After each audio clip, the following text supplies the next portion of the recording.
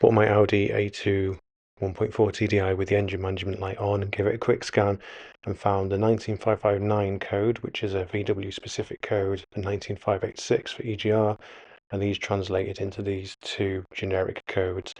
So the two areas we're going to look at in this video are these two bits at the back of the engine. You can see there, and then the EGR valve is just next to it.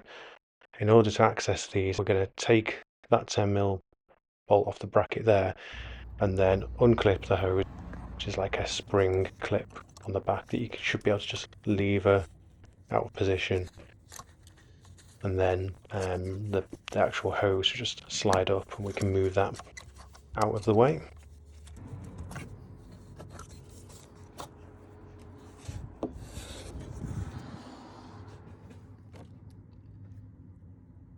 We're going to have to remove the ducting above the engine, which is for the cabin air.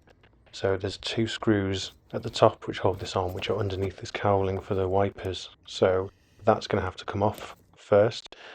If you don't have one on vehicles this age, I especially recommend a puller, and then removing the cowling will then give you access to these two screws, which you want to undo, and these are a T25 Torx, as you can see there. So I'm just going to use a socket to start them off, because again, this sort of vehicle age, they will usually be a bit rusty, especially when we're looking at an area where there's been water probably getting in there quite regularly. And then underneath there's a few 10mm nuts that hold the duct into the firewall. Once they're removed, we should be able to just wiggle the ducting out of position.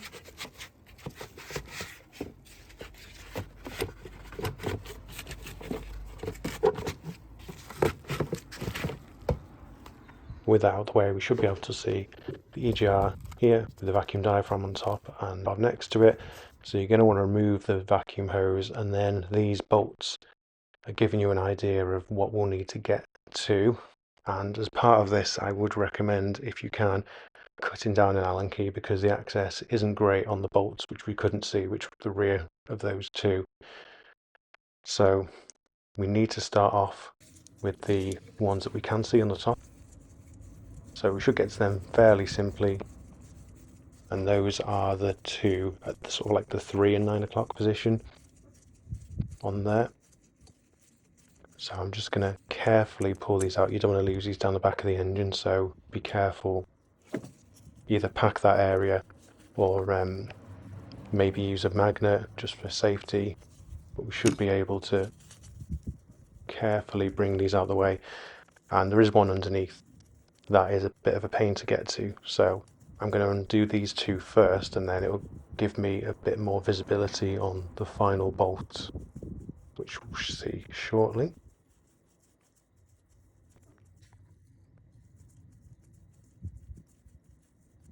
And there we go.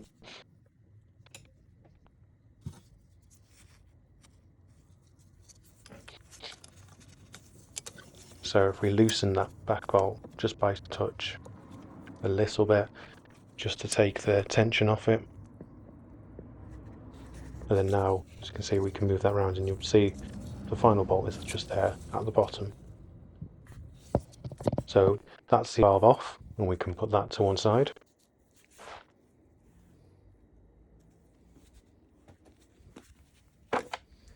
And you can see here it's the EGR. It's a little bit dirty in there, it's not as bad as I've seen them before. And that's just a picture of it, so it needs cleaning up, but it's not terrible. So to do that, we're just going to undo these two bolts first, and there is another one at the back. And then if you see this underneath, there's like an engine hoist that you might want to remove. It really helps you to get access to some of these bolts, especially the two that hold the exhaust pipe to the bottom of the EGR. As you see there's just the one bolt which holds it on, and it gives you better access then to these two bolts underneath, which is where pretty much the cut down Allen key is going to be really useful. The front ones, as you can see here, you should be able to get to with a socket, and once those are all removed, EGR likewise will lift away. And again, a little bit to clean up under there, replacing gaskets and so on. I've left the EGR to soak in some degreaser. I'm not going to even try and pronounce that, but it's some degreaser to get rid of all the soot. You want to work that in with a brush or use your preferred product. As well as this, if you've got a vacuum pump like a Mighty Vac, you can operate the EGR plunger to give you a bit of clearance and make sure that it's all clear and clean underneath and it isn't preventing it from moving and opening and closing smoothly. So that's it all nicely cleaned up, good as new. And then moving on to the valve, as you can see on the Rostec website, that code we're getting, possible cause is basically either bad wiring or bad motor. We're going to check that out now.